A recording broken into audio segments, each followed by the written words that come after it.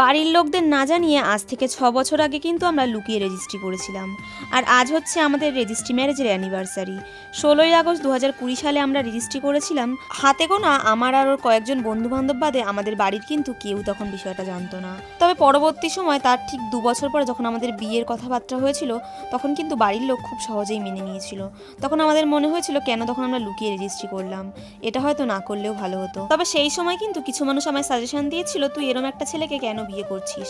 আসলে মানুষ কিন্তু মানুষের মন দেখে তাকে বিচার করে না, মানুষ মানুষকে বিচার করে তার পকেটে কত পয়সা আছে কিংবা সে ক টাকা কামাচ্ছে এটা দেখে।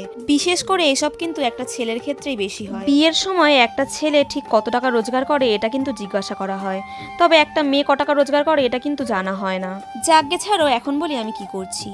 এখন আমি সকালের ব্রেকফাস্ট বানাচ্ছি আমাদের জন্য। ঘরে কিছু ব্রেড ছিল, সেগুলোতেই পিনাট বাটার লাগিয়ে সেটাই আমাদের ব্রেকফাস্ট হবে আজকে। ওদিকে তোমাদের রিধির জন্য তো দেখলেই চিড়ে সেদ্ধ বানিয়েছি। আর রিধির এই ব্রেকফাস্ট রেসিপিটা কিন্তু একটা লং ভিডিওর মাধ্যমে আমি তোমাদের সাথে আমার ইউটিউব চ্যানেলে শেয়ার করব, তাই অবশ্যই কিন্তু তোমরা আমার ইউটিউব চ্যানেলটাকে সাবস্ক্রাইব করতে পারো, লিংক আমি কমেন্ট বক্সে দিয়ে রাখবো। ব্রেকফাস্ট করে আমি চলে এসেছি ঘরটাকে একটু গুছিয়ে নিতে। প্রথমেই খাটে একটা সুন্দর বেডশিট পেতে নিয়েছি।